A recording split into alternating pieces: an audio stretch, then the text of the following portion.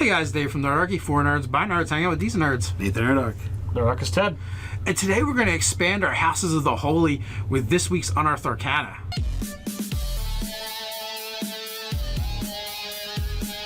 Jump to the description below where you can find Nerdarchy, the newsletter. Learn how to game with Nerdarchy, as well as get weekly RPG tips delivered to your inbox. Yes. Let's go into what we actually get. The Forge. So the Forge domain I thought was pretty cool. As we said, you get the heavy armor proficiency. Which does make sense. Which makes sense for this one. I think the most unique ability is right here. At first level, you have the ability to be like, bam, that's a magic item. Yeah, I mean, yeah, I'm not sure. Like, it's kind of really good, but it's only a +1. It's a +1 to a weapon, so it's to hit and damage, or to armor, and you can do it once a day. And it doesn't stay permanent. It's until you finish a long rest.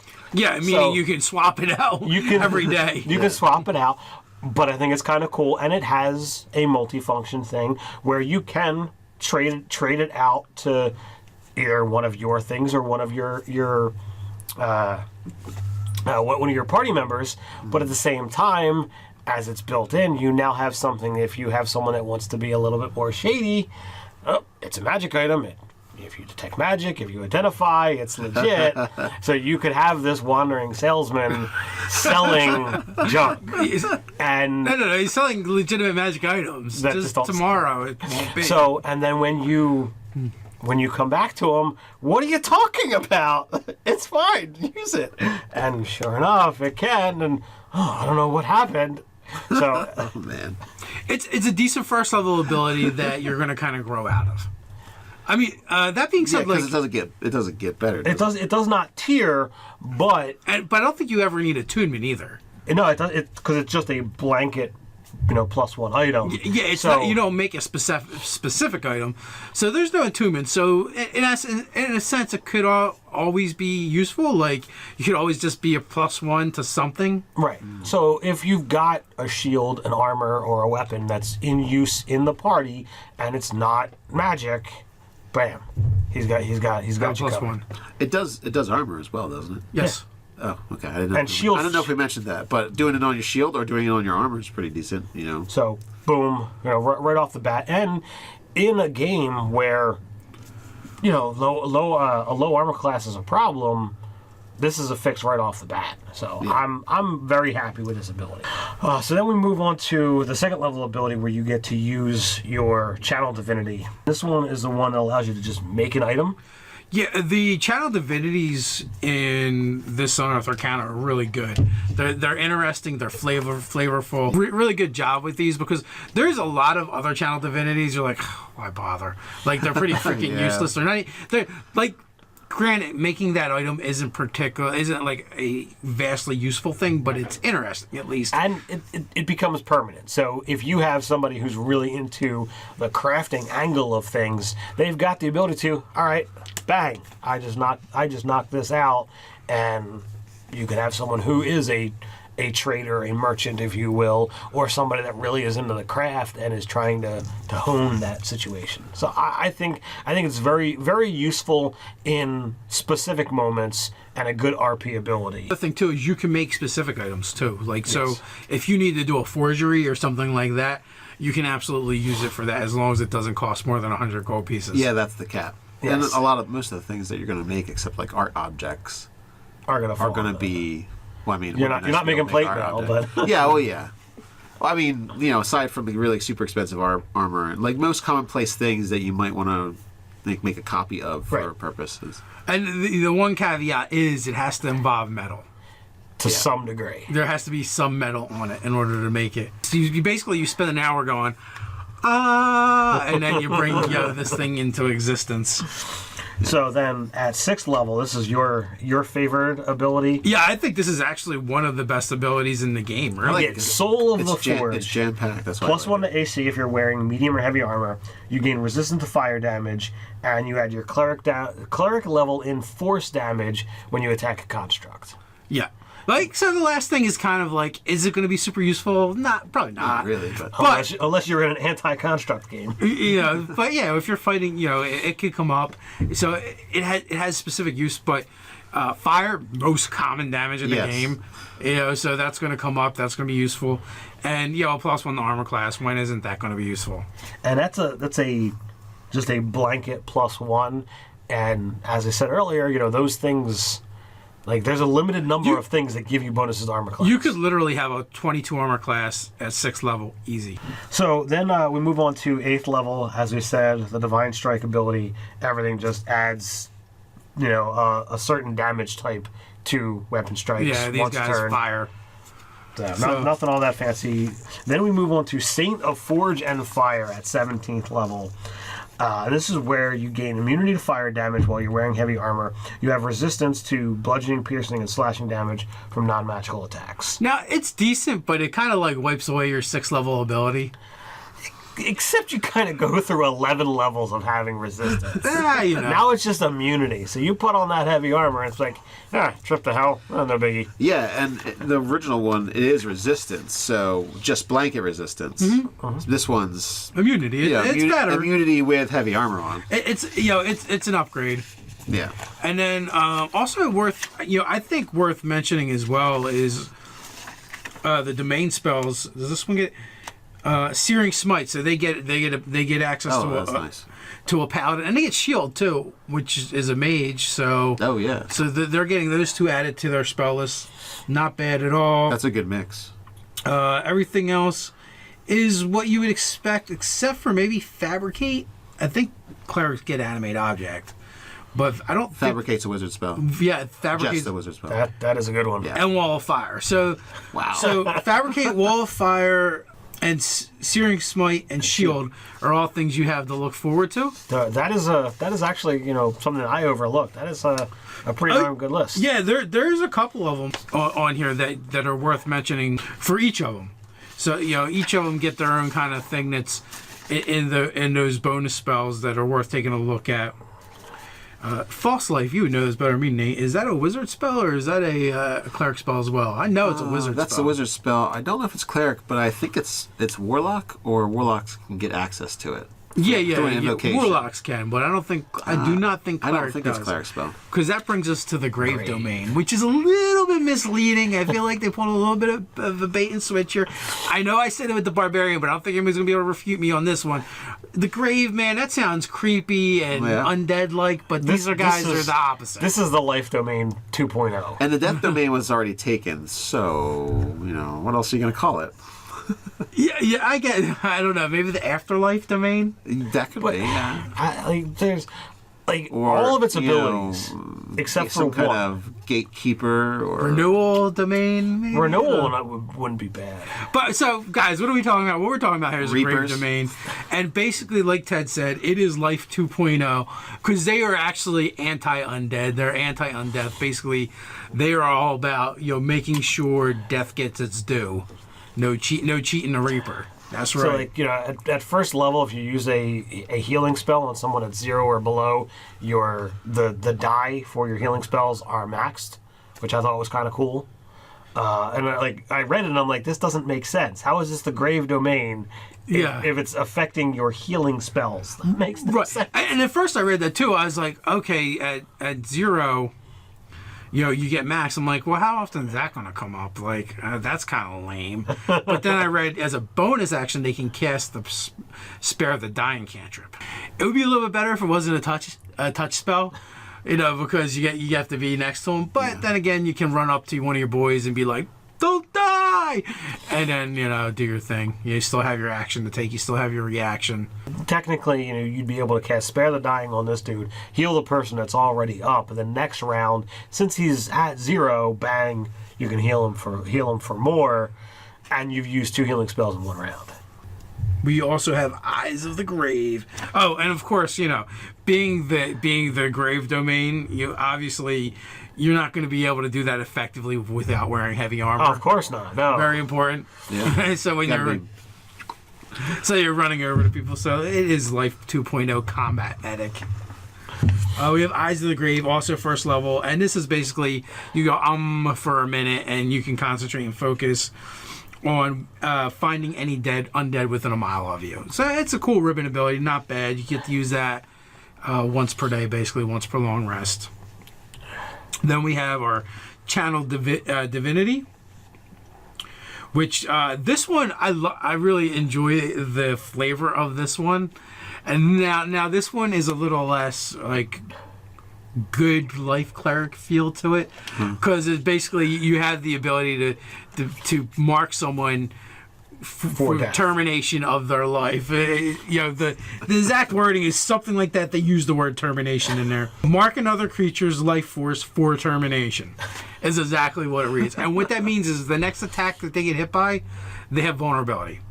Regardless of what they had, if they were immune, if they were resistant, nope, they're vulnerable. No, it doesn't really work that way. But you're close.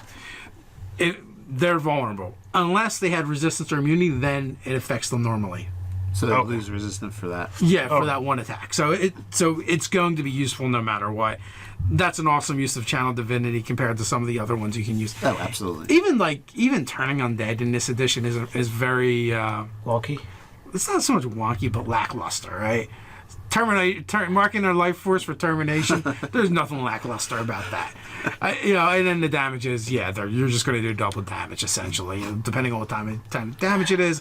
And if you just happen to time that well with one of the other players, like on a crit or something, you're going to double it again.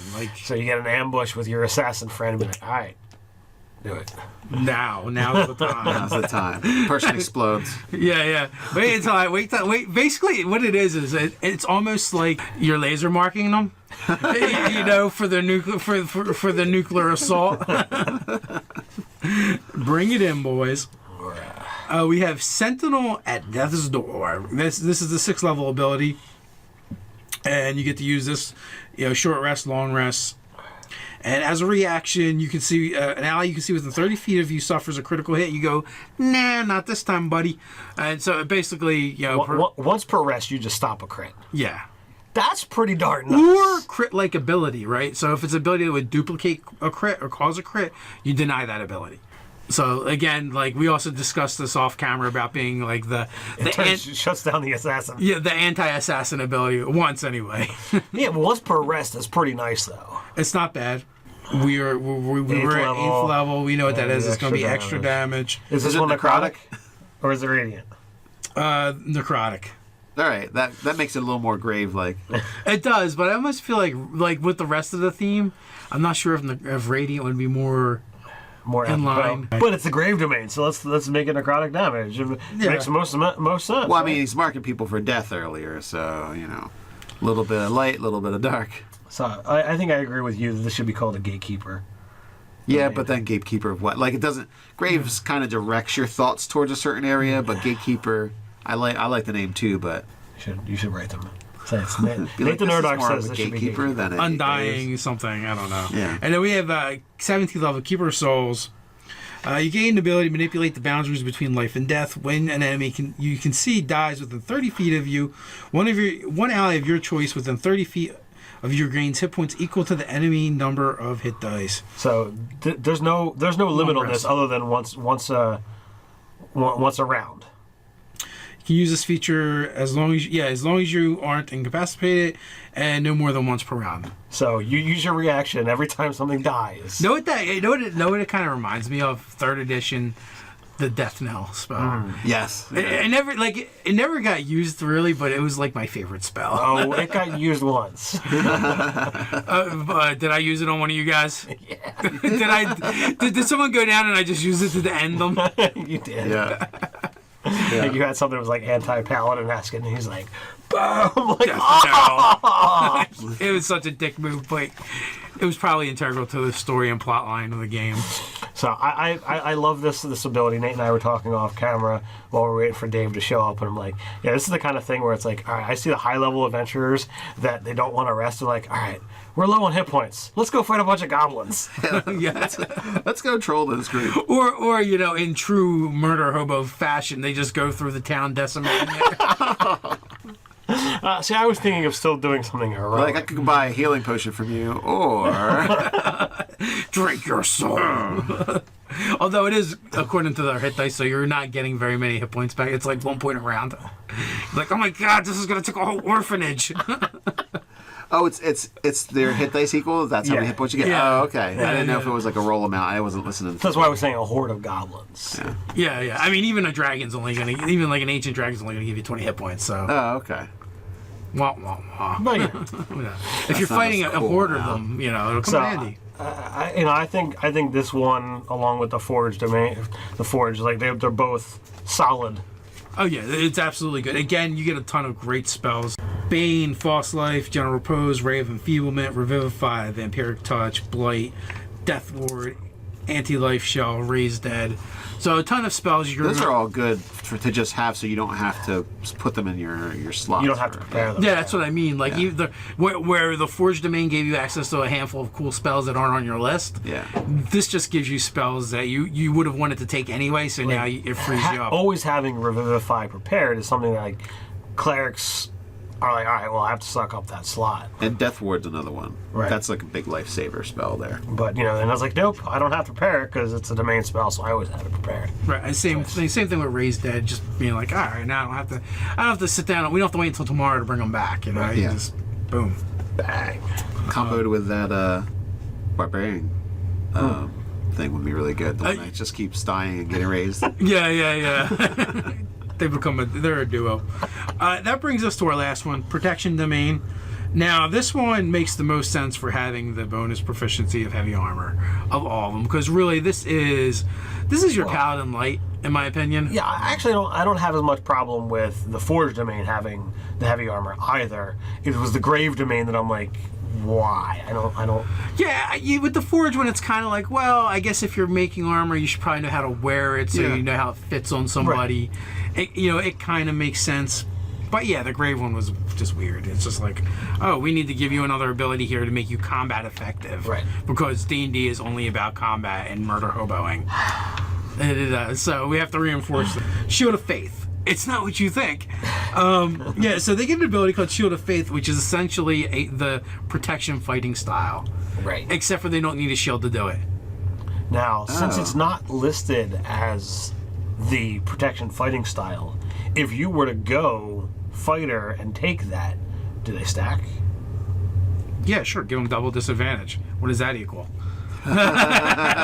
It's still based off of your reaction and giving both disadvantage. Of them use reaction? Okay. Both of them are reaction. Both of them give disadvantage. So essentially, what you would do, there would be no reason to do it. Yeah, you can't. Number one, you can only have one reaction, and number two, you can't have double disadvantage. Yes. Or can you? Well, you decide at your table. Yeah, pretty much. So Channel Divinity Radiant Defense. Again, this is going to be another cool one. Channel Divinity to cloak your allies in radiant armor. It's right there. It sounds cool, right? Yeah. As an action, you can channel blessed energy into an ally that you can see within 30 feet of you the first time that ally is hit by an attack within the next minute. So it's going to last the combat. The attacker takes radiant damage equal to 2d10 plus your cleric level. So, even at second level, 4 to 22 points of damage for whomping your buddy. Is that a one and done? Like this is when it's attacked, not when it's hit, right? When the attacker takes damage. Oh, okay. So they have to take damage. Okay. And the first time. Okay. So that's like a hellish rebuke, just flip side. Blessed healing, beginning at 6th level. The healing spells you cast on others can heal you as well. This is kind of cool. When you cast a spell with a spell slot that restores hit points to any creature other than you on your turn, you regain hit points equal to 2 plus the spell's level. That's not bad. So it's definitely a nice ability that's going to help you if you're in the thick of it. This is the type of cleric that I think it would be. So your heavy hitters, you can keep pouring the healing on them, but in the meantime, you're also getting a little back as well. A little something for yourself. Yeah, well, it's not bad. Divine Strike at 8th level, of course. And this is the one that does radiant. So I think you've got if you've got the Grave Domain, that's a little bit creepy with some of their abilities. It's like, well, we'll give them the Necrotic, we'll give the Protection Radiant because there's really nothing else that's going to fit. 17th level, very cool. This is a really interesting, useful ability, Indomitable Defense. 17th level, you gain resistance to 2 damage types of your choice, choosing from Bludgeoning, Necrotic, Piercing, Radiant, and Slashing. Whenever you finish a short or long rest, you can change the damage type you choose. right? It's not bad already. It's decent. Yeah. You just basically But resistance. you can But there's more. Yeah. As an action, you can temporarily give up this resistance and transfer it to one creature you touch. It doesn't have to be an ally. The key creature keeps the resistance until the end of your next short or long rest, or until you basically want it back as a bonus action. You bring it back. Get over here. Wow, that's really good. It is. It's interesting. It's flavorful. It definitely goes with the whole idea that you're a protector. All in all, this is one of the best Unearthed Arcana for archetypes. Every one of them is a win. The bludgeoning, piercing, slashing it doesn't state non-magical. So Nope. I noticed that as well. Yeah, it's really good. Because at 17th level, it would be lame to give them non-magical bludgeoning. It's like, all right, resistance. we're gonna go fight the dragon. You mean like the forge? Well, I mean, is that really to non-magical? Oh, Yeah. All right, so we're gonna go fight the dragon, who does fire and slashing damage. His bite might do piercing, but you know what? I think I'll take fire and slashing. There we go. Let's go fight. These guys also get a couple spells that aren't on their list. Compel Duel is a paladin, clearly. Which is a good one. Slow, I don't believe, is on the cleric's list. No. Fairly certain. they get shield. No. they don't get Adeluke's Resilient Sphere. Oh, that's nice. That's not on there, and Wall of Force. So they definitely get access to some things that they normally wouldn't get, which is kind of cool again, and it very thematic, fits with it. I would play any three of these. Like the Forge one would be great to play as a dwarf. Oh, absolutely. As especially as a dwarf with that one. I mean, but at 6th level you have resistance to fire and poison, like the most two common types of damage in the game. And at 6th level, you're talking about having a 22 armor class. Yes. And then on top of that, it's like, I can get a shield. I think SMR for the Graves one would be really cool. Mm. Kind of like the whole kind of like Divine Reaper kind of aspect. Oh yeah. Well, also if you're talking Azamar, the protection one protection is really good as well, and it also is your wisdom for cleric, so it works all the way around. Yeah. You just have that stupid high charisma. What are you going to do with that? Well, clerics are known to be, talkers as well. So yeah, you're like charisma. the face character of the Graves. Well, and you wearing heavy armor, so you just dump your decks anyway. Yeah. Yeah, So there it you doesn't go. matter. 8 decks. Would you say hate decks? Hate decks. hate decks. Hate the decks. Nate hate decks. And it keeps with the Wizards of the Coast Murder Hobo theme of making sure it's all about combat.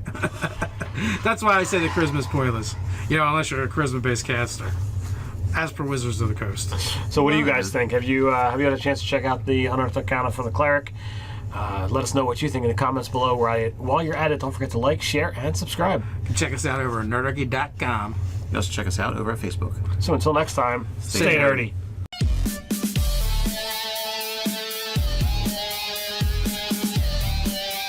Hey guys, Dave from Nerdarchy, for nerds, by nerds, hanging out with decent nerds. Nathan Nerdarch. Nerdarchy Ted. And today we're going to expand our Houses of the Holy with this week's Unearthed Arcana.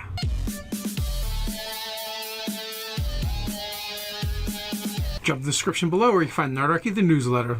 Learn how to game with Nerdarchy, as well as get weekly RPG tips delivered to your inbox. Let's go into what's what we actually get. here. The Forge. So the Forge domain I thought was pretty cool. As we said, you get the heavy armor proficiency. Which does make sense. Which makes sense for this one. I think the most unique ability is right here. At 1st level, you have the ability to be like, bam, that's a magic item.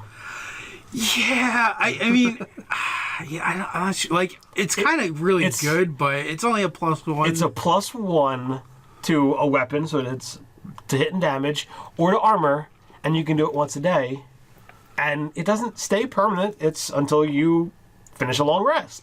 Yeah, meaning you can swap it out every day. You can swap it out, but I think it's kind of cool, and it has a multifunction thing where you can trade it out to either one of your things or one of your one of your party. That being said, because it doesn't get better. It does not tier, but I don't think you ever need attunement either. no, it does because it's just a blanket +1 item. Yeah, it's so, not, you don't make a specific item, so there's no attunement. So in a sense, it could always be useful. Like you could always just be a +1 to something. Right. So if you've got a shield, an armor, or a weapon that's in use in the party, and it's not magic, bam, he's got you covered. +1. It does armor as well, doesn't it? Yes. Oh, okay. I didn't know. And shields- I don't know if we mentioned that, but doing it on your shield or doing it on your armor is pretty decent. So boom, right off the bat, and in a game where a low armor class is a problem, this is a fix right off the bat. So yeah. I'm very happy with this ability. So then we move on to the second level ability where you get to use your channel divinity. This one is the one that allows you to just make an item. Yeah, the channel divinities in this Unearthed Arcana are really good. They're interesting. They're flavorful. Really good job with these because there's a lot of other channel divinities. You're like, why bother? Like they're pretty freaking Yeah. useless. They're like, granted, making that item Members, but at the same time, as it's built in, you now have something. If you have someone that wants to be a little bit more shady, it's a magic item. If you detect magic, if you identify, it's legit. So you could have this wandering salesman selling junk. And no, he's selling legitimate magic items. That Just just don't- tomorrow it won't be. so, and then when you come back to him, what are you talking about? It's fine, use it. And sure enough, it can. And I don't know what happened. So Oh man. It's a decent first level ability that you're going to kind of grow out of. I mean,